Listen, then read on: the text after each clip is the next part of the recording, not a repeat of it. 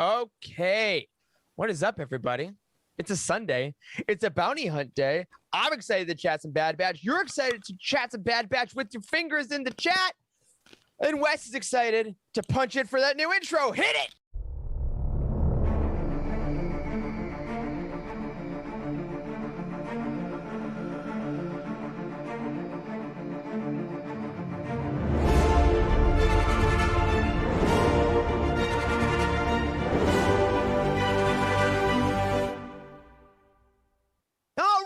Welcome to Bounty Hunt, a Youtini Network podcast where we hunt down all the extra content in the Star Wars universe.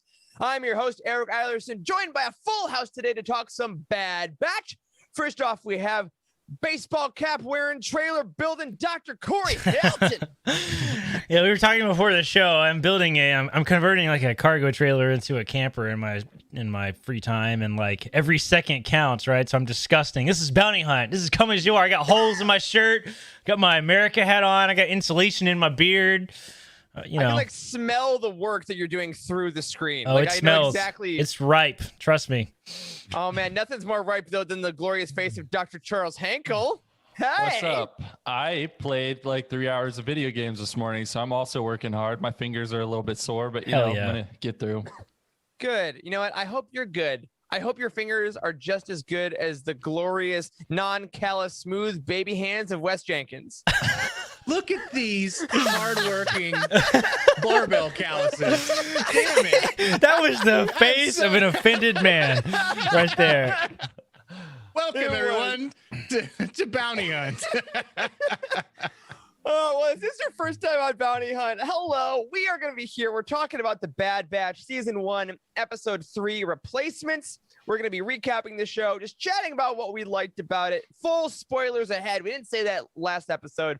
Full spoiler chat. If you haven't seen the episode, head over to Disney Plus or your friend's Disney Plus you're using. We know it's fine. Watch the episode and come on back. So, to get into the show, first of all, another shout out to our very own Meg Dowell, who every week is putting up written recaps of the episodes on Youtini.com. We are all from Youtini.com, so make sure you hit those up on Fridays. All right, replacements. We started out with the Bad Batch's ship on the Fritz. We walk through the ship and we see Omega is on her little iPad sleeping on a gonk droid, and it's adorable, but she doesn't have a room of her own. Tech, meanwhile, is building a scanner to scan for the inhibitor chips in their heads. They think they're okay, but we need to make sure. The ship then starts freaking out, gets pulled out of hyperspace, and crash lands onto a moon. Meanwhile, back on Kamino, Admiral Rampart pitches a new squad to Tarkin, saying we need to replace the clones with Project War Mantle. This is going to be a bunch of conscripted soldiers to take over for the clone army. Back with the Bad Batch, Tech and Echo leave the ship to replace this power charge, but encounter a thief, which is an Ordo Moondragon. It's adorable, and it glows green. Hunter decides to go after it to retrieve the stolen part they need, and Omega comes with him as part of the crew. Meanwhile, Crosshair and Team War Mantle are sent to Onderon to complete Bad Batch's mission they couldn't do to defeat Saw Gerrera's entire army. And then the Moondragon, back with the Bad Batch, attacks Hunter and Omega. Hunter loses his oxygen mask, passes out, and Omega takes his blaster, goes after the Moondragon. We go back once more to Crosshair and the squad. They take down all of Gerrera's fighters, and Crosshair shoots the attempted leader when he refuses to kill the rest of the civilians because good soldiers follow orders or something. I'll work on it. It's not a Markian row, you know. But back with the Bad Batch, Omega recovers the power capacitor by trading a flashlight to the Moondragon, who just wanted to chompy chomp on some electricity. Can't blame him for that. The other War Mantle troops get back, and Tarkin and Admiral Rampart discuss the obsolete nature of the clones as the Kaminoans figure out a way to stay relevant in this new empire. They need to clone the superior clones. That's right. They got to find the Bad Batch. They got to evolve. Back with the crew, they make their way off the moon, and Wrecker, who's had a little bit of a headache all episode, reveals his little Pinterest board tiny home that he made for Omega, who snuggles in with Lula as the episode ends off to their next adventure. So, gentlemen, in chat, how'd you like this episode? Episode 3, kind of a standalone episode. I thought it was pretty good. It was pretty good. I mean, had some heartwarming stuff in it. A little less actiony. I mean, like I'm glad we do the recaps because even though I watched it yesterday, I'm like, what even happened in this episode? So I think it had a little bit of that feeling of like, how did the plot move forward? Is a bit of a question, I think. Yeah, they definitely put the main detail that they're looking for in each of these episodes. So they're like in this particular episode, they're looking to whether they're going to go to the conscripted soldiers or they're going to stay with the clones. So they're continuing that plot angle, and then now you see it breaking off with the Kaminoans and the Empire, like splitting in two. Yeah, I think that's the most interesting stuff right now. Yeah, that for sure. And seeing what's going on with Crosshair, like the stuff with Hunter and the main crew and Omega wasn't as interesting for me. It felt a little bit like a Rebels episode to me in a way, like where they go and they find some weird species and there's a thing that doesn't really matter all that much, and but we get some big plot points moving forward from the other stuff. So I didn't love it as much as episodes 1 and 2, but it was still really enjoyable. Yeah, same for me. It's interesting because this season is so much longer than we're kind of used to lately, right? Like Mando's been not as many episodes. Clone Wars season 7 was very few episodes comparatively, and there were separate arcs. Like to have this long of a season, they're really kind of taking their time making these characters interesting, which I enjoy. A lot of our chat is saying they're really liking the character development of the personalities, more character building episodes. Totally dig that as well. Project War Mantle, actually. So for those of you listening to the audio version, I'm wearing my Bodhi Rook shirt today because those of you that may not know, Project War Mantle is one of the projects Jyn finds in Rogue One as she's looking for. I did not know that, actually. Stardust. So cool. Nice little Rogue One tie-in. Do we know what it is? It's also a heavy metal band that I'm sure Carl has looked up. Had to, guaranteed. What is it? Do we know what it is yet, or is it still a mystery? Well, that's our first. Oh wait, before we get into that, I'm already messing it up. It's Bounty Hunt. It's freewheeling. 1 to 10, guys. This episode. Corey, what do you think? Oh, just gut reaction. 7. All right, Wes. 7.1 in your face. Wow, douche. 7. All right, and I'll give it like a 7.8. Yep, liked it. Good. Anyway, moving on. Sorry, we had to do the business. That's right. Project War Mantle, yeah, definitely the biggest thing we got. Seeing conscripted soldiers kind of trying to recreate a Bad Batch-esque vibe. Let's start with that question, Corey. For what do we think they are? Is this just this group, or is this a bigger initiative to start phasing out all clones? What do you think? I think I don't really know. Okay, let's talk about the premise in general of just what we actually saw happen with this. Because that dude, what was his name? Admiral something. He was promoted to Admiral. Rampart. Yes. Rampart. Okay. So that name sounds familiar, but I looked him up and I couldn't find him anywhere. I think he was just created for the show, right? Yeah. Last episode. Yeah. I He's thought got for a Black Series already. Every time they're going to introduce a new Imperial in this show, I'm going to just expect them to be one of the Imperials in the room in A New Hope. Remember that big circle where they're where Tarkin walks in and is like, "We've just destroyed the Senate. It doesn't exist anymore." And they're like, "What?" That scene, right? Where Vader chokes him and stuff. There's so many Imperials in that scene. So with haircuts, everybody has their own haircut. Everybody has their own haircut. Oh my gosh. It's so true. Anyway, so I really thought it was going to be one of those guys, but it wasn't, right? So this is a new character we saw, and he introduced Project War Mantle, and then he introduced these new characters, right? But it was kind of talked about as if it's just like a test to see how loyal conscripts can be, right? And that was kind of a giant fail because the first time they get in combat or whatever, they're like, "We're not listening to our commander. Screw this guy. I'm leaving." And then what the hell, bro? I was so glad that Crosshair kind of just shot him. It's like, yeah, man. I was hoping that would happen. With that, I want to point out B Nasty in the chat is what I agree with personally. Says probably a creation of the Death Troopers, and that's totally what I got the vibes of for the armor. I talked about that in our last episode. Crosshair's new armor really got a Rogue One Death Trooper vibe with the green visors and the blackish armor. That's where I think they're going to credit, maybe not replace all clones with troopers, because I know that in Legends that was explained a little more, but we haven't touched a lot in canon on what happens to the clones, like the millions of them post-war. We haven't yet. Go ahead. Sorry. Go ahead. I was going to say we haven't yet seen I don't think we've yet really seen good evidence as to why we're not using clones yet, right? Like everything that we've seen so Right. far, the clones seem ultra effective, right? They Clones didn't are the best. hesitate. They didn't hesitate with Order 66. They're following orders like crazy. Now they're all like changed and they're all like, hail to the Empire. I'm like, is Yeah. this Yeah. not like the perfect combination? Like, why are we doing? It really does not make That's the sense most why the boring Empire would be decision like, ever. Yes. Why would they be like, yeah, we should not use these guys anymore? Like they're Like, perfect. yeah. They I did know. exactly what they Yeah. were supposed to do. And they don't really know yet about the degrading sample from Jango Fett, right? So they Right. like in future generations, the clones may be less effective or less efficient. But I mean, these guys I got right now, They seem They're hella great. good, They man. What are kill- they they kill doing? everything. I know. I think we are eventually. I think we are going to see Crosshair. They'll come back to the Bad Batch, right, and Yeah. be a good guy again, Yeah, that quote would be unquote. And so I think that's probably going to be the thing, like the super clone that they put through that crazy MRI machine to like torque up his inhibitor chip, and he still ends up not listening to the Empire. I think that might be the domino that Yeah. tips everything over. That's a great point. And I think that it's interesting to think about, the clones were great for war, right? And they're great for missions. But in Tarkin's mind, like we know the Empire is going to fall in about 20 years or so.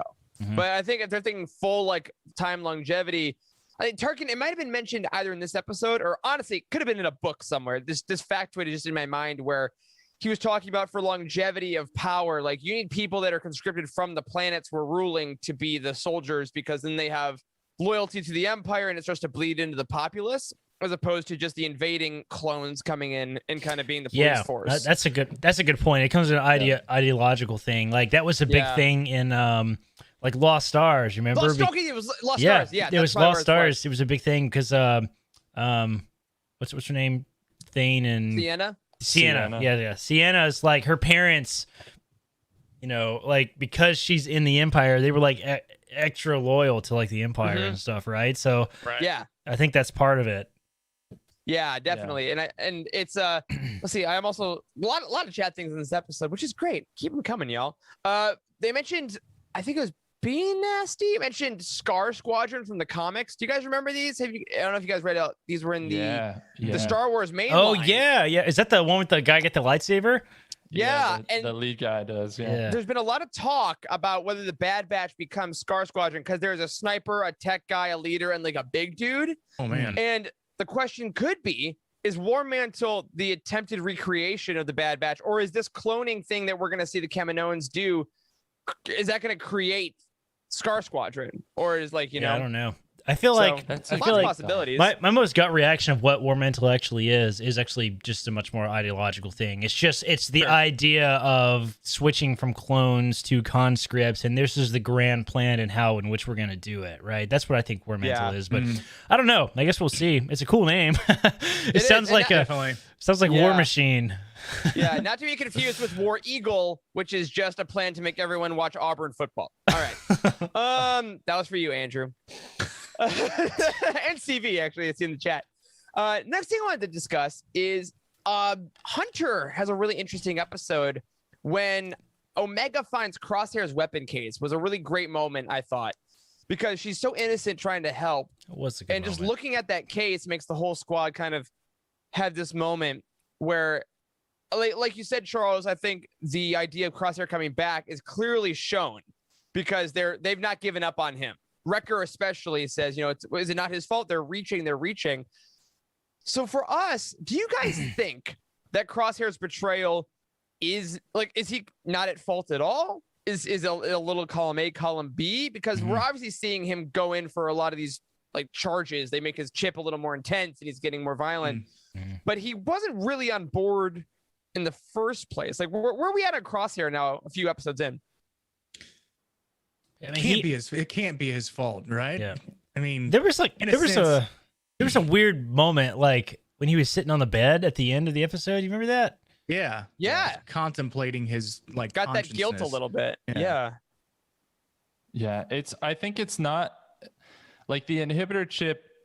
The way I think of it is it just really like drives a desire or a directive, but like you still are doing everything, right? So like there is this level of responsibility in that you're choosing to listen to this, but it's not your fault that you have that instinct, like that inherent instinct. And I'm pretty sure that Crosshair, even in the first episode, was saying some things that implied that it was the chip driving it and not necessarily him organically. Like I can't remember when the first time was he said good soldiers follow orders or whatever. Yeah. But something like that kind of clues you in, like, you know what, he's not really in his own mind. That is kind of like it's like the Winter Soldier phrase when they activate him, right? I think good soldiers follow orders. I feel like every time they say that, it like reconfirms, like re-ups, like reloads the program. Yeah. Because like even in season 7, that was the phrase. Obviously, they pulled it from that we saw them use. Like Jesse, I think, used it to Rex and a couple other things like that. So I really do like the fact that Crosshair is struggling, and it almost seems like he's trying to convince himself He's gonna he's turn. doing the right thing. He's gonna turn eventually. I know that's gotta be what happens. Redemption. You know, I really Maybe want to Rex know. helps him. Yeah, That'd be that cool. would be cool. I really want to know, like, I don't know if we're ever gonna get any of this, but like, this is just the more of the clone Order 66 stuff I want to see. Like, I wonder if we're ever gonna see what's going on with like the regular clones. Like, they seem very robotic right now. But is that? Yeah. But is the camaraderie still there? Like that we saw in the Clone Wars? Like, are they still like kind of human like? Or because maybe that's why they want to replace them. Maybe they're all like robots now that their chips the chips are activated. Yeah, you know what They're I mean? literally Like, inhibiting. Like, right. Like, do they have haircuts still? do they have like special haircuts to identify themselves still, or is this something different? I mean, I don't know what's going on. That's a great question. Not that We're I not could tell. really- You remember in the cafeteria scene, everybody was like quote unquote clones of each other. Yeah. Okay. Like, everybody had the same That's a good haircut. That's a good point. Yeah. But I don't know if that's because they're still on Camino, and so they're like maybe earlier on in their training, or what. But we haven't really seen even the level of armor customization that we've seen, more towards the end of the Clone Wars series either. So, and eventually we do know that gets phased out once they're just straight up stormtroopers. Right. Well, and it's interesting with Crosshair, especially too, coming with all these clones, like he's around all these regs now. He's around also the conscripted soldiers. He's really having this whole new experience that if they're setting him up for this redemption arc, I think they gotta not be careful, but be cognizant of all the stuff they're having him do, because your hero now has shot a man in cold blood, has ordered the murder of civilians with a flamethrower. Like, he's gonna have to reckon with this stuff. And the more episodes this goes on, the longer that list of stuff is gonna get. And I think that we can forgive a lot if he cries in Hunter's arms or like tries to fight back. But at a certain point, I know. is there going to be a level of stuff that Crosshair does in this first season that we're like, bro, no, you can't just come back. I love Spy Stan's comment in the chat. I love it. I feel like it's my freshman lit class all over again. It's the few good men conundrum. Are you responsible for your actions when under orders? I love that movie. I just watched that like last year, like for the first Great time, movie. and fantastic movie. It's a I good mean, question. It depends, right? Because we have the Kylo Ren Ben Solo redemption. Right. Right. Right. He But murdered there's a lot of people. Yes. Now there's an important distinction between like redemption and forgiveness or lack of justice, right? I mean that's like those are different philosophies. You can be redeemed and like someone. yes, exactly. You can be redeemed, but like I listen. guess only one person forgave him. That's I right. don't know about everybody else. It's right. It's like, yeah, Vader, I know that like, you're the good side now, but listen, you got to go to jail forever. I'm sorry. Like, Yeah. Well, we saw that in Victory. Well, I won't talk too much about Let's not Victory Friday. spoil it again. Yeah, I know. But God. there's not just a galaxy-wide good attitude towards Vader, right? After he Right. does what he does, because no one even really knows what he did, anyways. But, Yeah, I read Myths and Fables. He's a boogeyman monster to most of Yes. the galaxy. Yeah. Like, you don't say it, but actually he loved his son. Oh, well. That's fine. No, but let's talk for a second about what Crosshair did with these people, killing these people or ordering them to be killed. That was, guys, I kid you not, like that hit me. I was kind of taken aback. I was like, this is one of the darkest things I've seen in any of the Star Wars cartoons. There was literally like a husband and wife or some couple like holding each other, huddled on the ground, and they just like lit them up. It was Flamethrower. with a Like, flamethrower. yeah, Like I don't know a Burned more alive. cruel, Lit a more them up, cruel actually. weapon. Like seriously. Yeah. And I paused, and I don't have children, and I don't, there's not a right answer to this, but I really did think for a second. I was like, oh my gosh, like kids are watching this too, like that. Yeah. I don't know where that is on my line of like Yeah. darkness that I want my kids seeing. Like, There's some so- serious conversations between children and their parents. And they're Yes. like, all right, Yeah. we need to talk about this. Yes. Well, it's seriously. interesting because we just dealt with this in the Falcon and Winter Soldier show. Not to spoil it too much for anyone that hasn't seen it yet, but like Bucky is on this men's tour, right? He has all these people he hurt as the Winter Soldier, and the show is a lot about him coming to terms with how he was under orders and he was programmed, and how does he become a good person? Can he be good? You know, and I think that Crosshair is a very similar character, which actually made me laugh. Stevie wrote in the chat.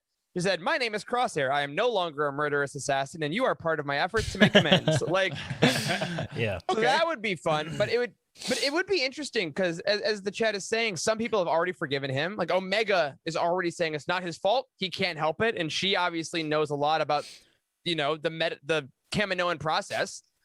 So I think that's interesting. And Dale actually mentioned something about Wrecker that I want to go into now as well. Because Wrecker, I think we talked about last episode, is one of the characters that people either loved at the beginning of season 7 or didn't really care for. But in this show, he's really given a lot of different flavors and a lot of color. I really like it. The Wrecker complained about his head hurting.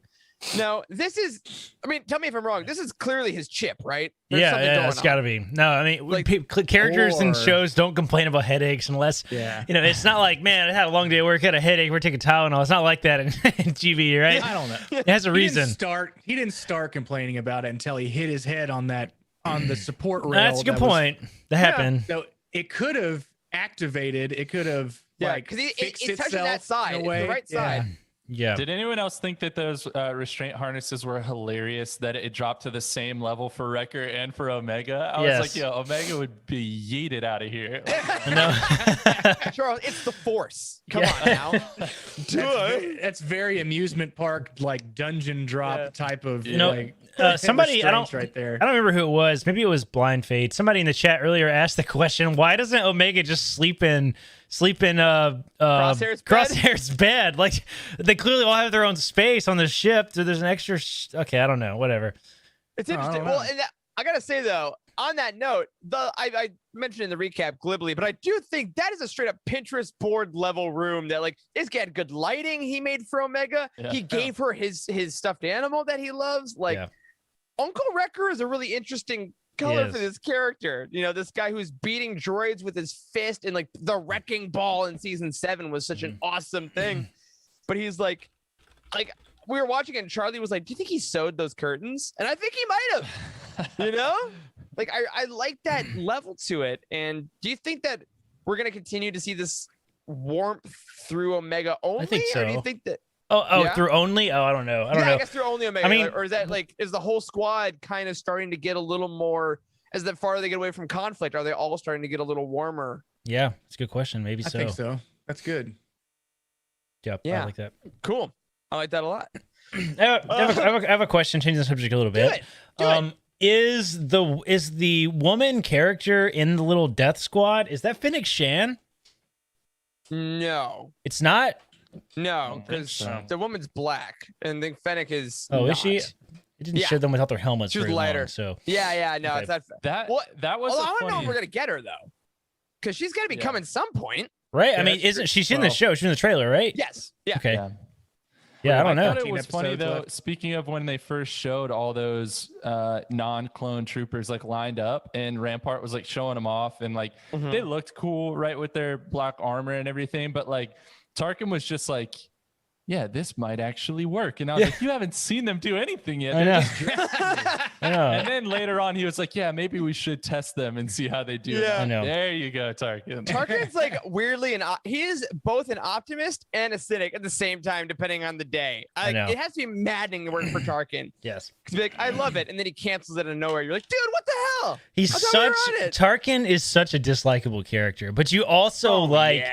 you also Oh, like yeah. if you've ever read the Tarkin book. Have you guys read the Tarkin book? I don't think you have. I have tried to. Yes, the Tarkin book, like it makes you, it makes you like hate him, but you also like secretly want him to win all the time, and from his Oh, yeah. perspective. So it's like, I don't know, man. He's just like the worst. You learn a lot about his uniform in that book. I remember that. He goes on about the poofy pants. It's very cool. Movie I pants. feel yeah. like his receding hairline really has been thought you there said since he was poopy born. pants. Oh yeah, he was born with that, and it's also interesting seeing Tarkin interact with the Kaminoans because, like, during the Clone Wars, obviously. By the way, today as we record is the 19-year anniversary of Attack of the Clones. So the first time we ever saw them, 19 years ago today. Wow. This Wow. 10-year-old was lost his goddamn mind when Yoda's lightsaber came out. And it was one Dude, of I the best watched- moments of my life. I fell asleep to Attack of the Clones last night, man. Good. Coincidentally, I didn't know this was the anniversary. Nice, that's pretty cool.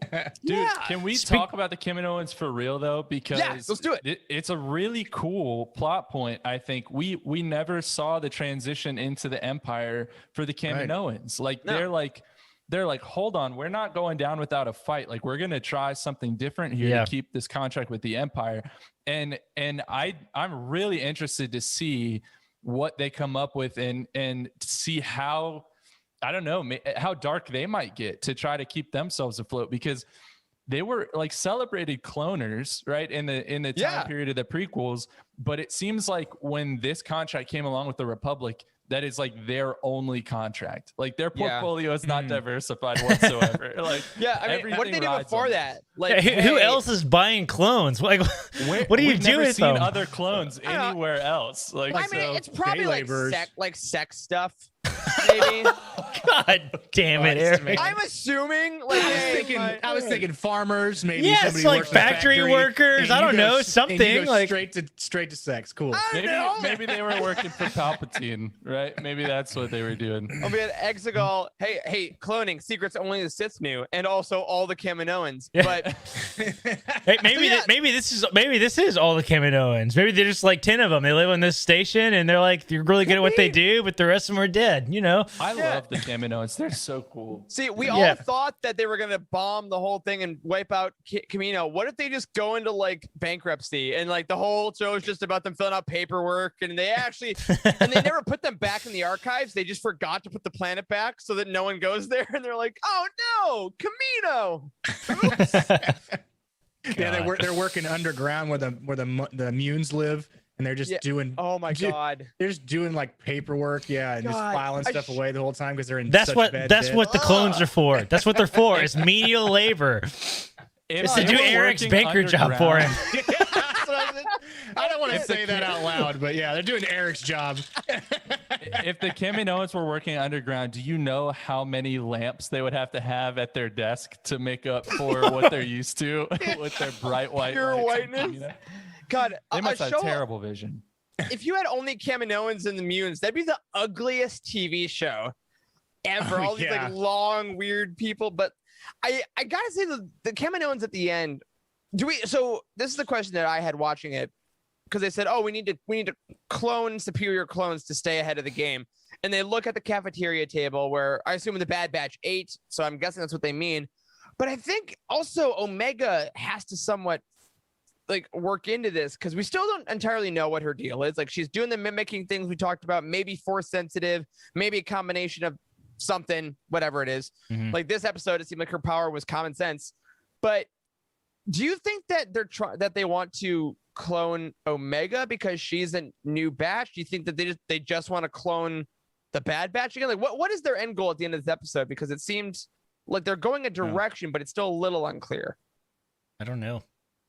I was thinking it was more. They were more trying to zero in on Crosshair, but now that we just started talking about this, it's get all of the Bad Batch in there and see which one is the most superior. Or yeah, it could be Omega because she's brand new, right? So maybe she has the most pure bloodline that they could use. Yeah, because it I does don't seem know. like the next mission that they're sending the War Eagle squad on is going to be to track down the Bad Batch. Like, I mean, come on, we love a chase through the universe. Like, gotta stay a step ahead. Like that's classic Star Wars. I think the point of this show is showed the transition. I think that the transition from the Republic to the Empire, I think that is the point of the show. And like Bad Batch is sort of along for the ride and has an interesting perspective because they were previously clones, but also sort of a weird perspective because they weren't like normal clones. So I don't know. I don't really, and I gradually figure out who Omega is. Are we gonna arrive at the rebellion somehow in this show? Like, I don't really know how it's all gonna fit together yet. It's, but I think this is what the fun thing about this show is that Yeah. I feel like with all the previous shows, we had a little more of a concrete knowledge of what might be happening. Like the Din and Grogu thing, even though we went to a bunch of different places, we kind of knew where that was going to go. Season 7, we kind of got it. Stephen Ken, our buddy in the chat, said, Welcome, Stephen. yeah, he and his kid have been kicking around the name Omega. It says it's interesting that rhetorically, the entire Bad Batch are all Omega personalities. That's also fascinating. I mean, obviously, nothing in Star Wars, I won't say that. Few things in Star Wars are done by accident. Yeah. They're definitely happy accidents, so it's got to mean something. Blind Fate says, is a Kaminoan genocide by the Empire possible? Palps might not like anyone being able to replicate what he's done. So the guy in Mandalorian has the clone symbol, but he's not a Kaminoan.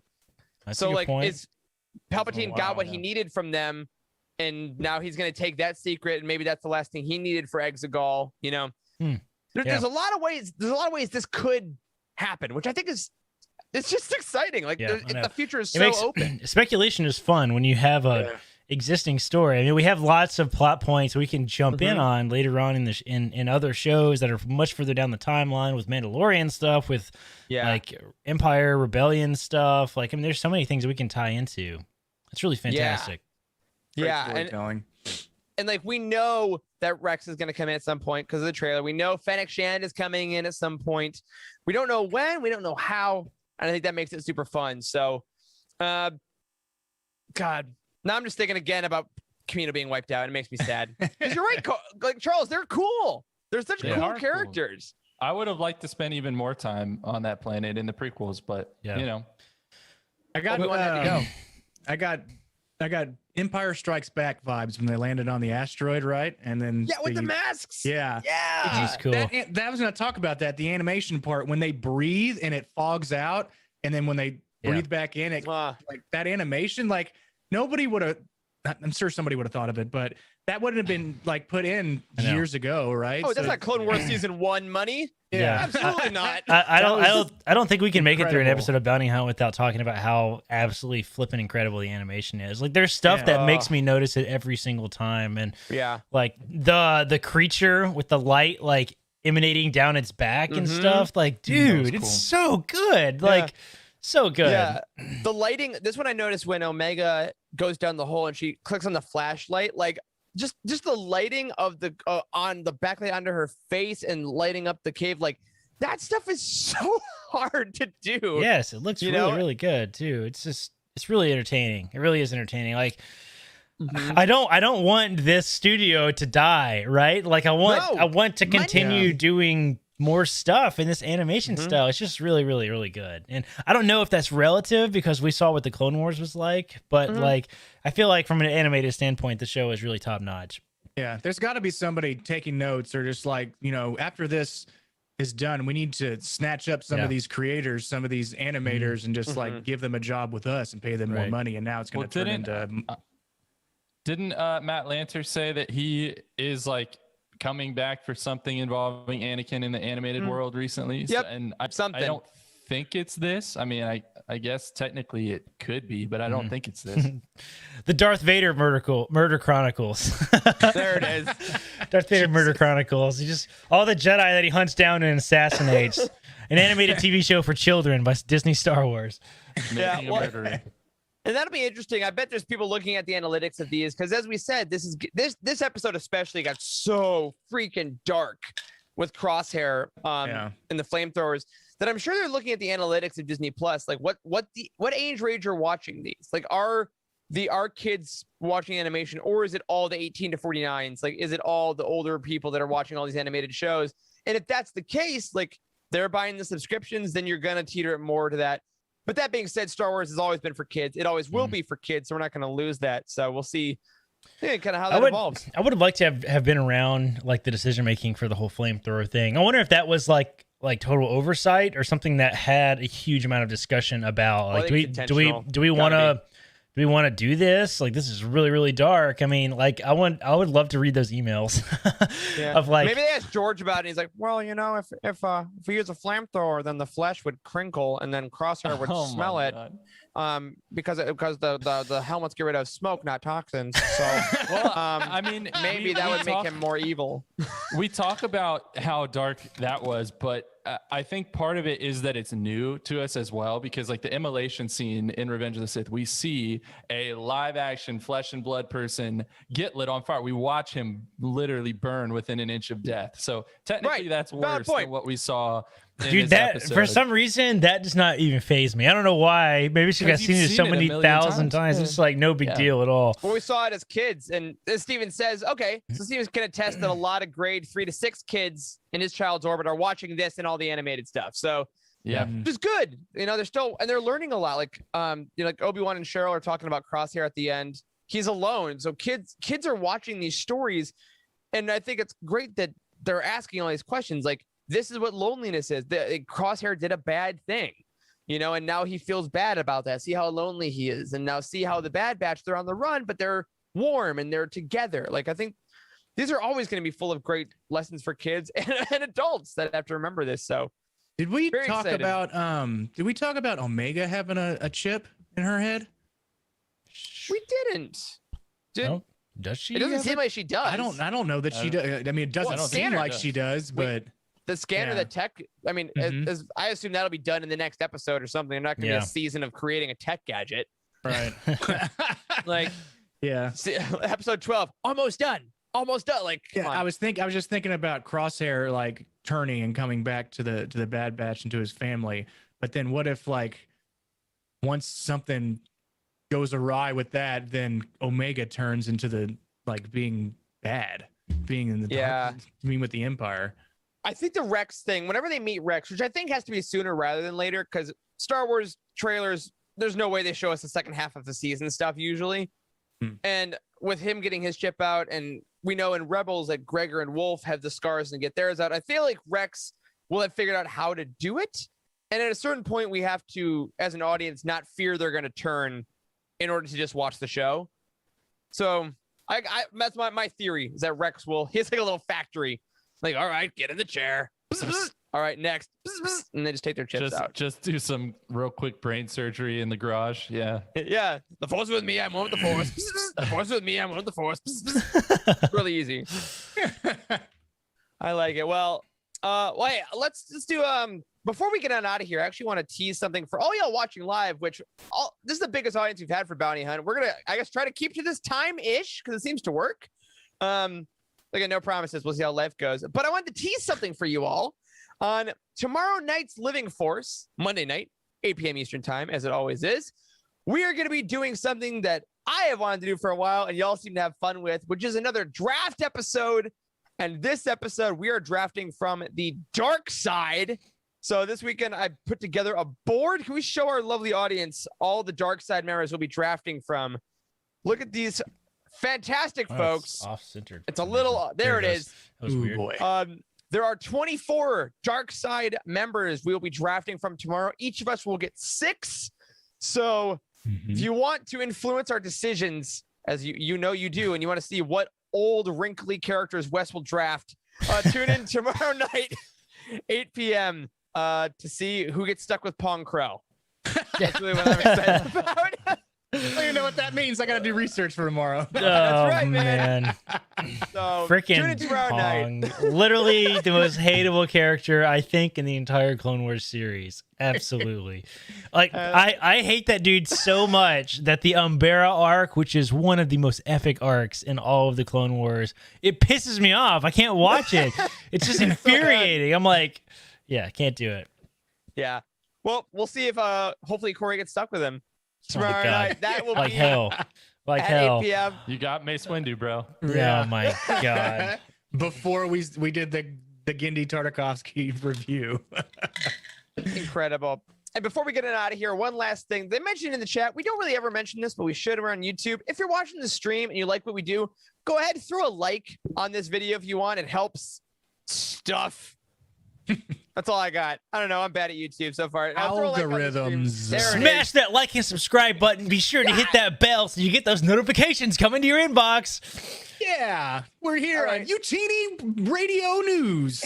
Yeah. News. Oh my God. All right. Well, hey, on that, thank you to all of you in the chat. Thank you to all of you listening. We'll be back next week, of course, for more bad batching, but that will do it for this week's episode of Bounty Hunt. Keep your eyes out for our next hunt next weekend. We'll be diving into episode 4 of the Bad Batch. A special thank you to Cheryl Bell, Patrick Ortiz, and Carl Sander on our Jedi High Council, and Elizabeth Cloutier, Jason Mitchell, Freddie C., and Sally and Chris Eilerson on our Alliance High Command for their amazing support. Go ahead and tell us all your thoughts about the Bad Batch in our Discord community at utini.com/Discord. Be sure to use those spoiler tags and be respectful. And be sure to follow the main show on Twitter at Living Force Pod and all of us individually for our thoughts about all things Star Wars. I'm at Eric Eilerson. Corey is at Doc Star Wars MD. Charles is at C. Hankel. And Wes is at Boss Wes. Until next time. I don't know. I had nothing. I guess we're done. Wipe it away.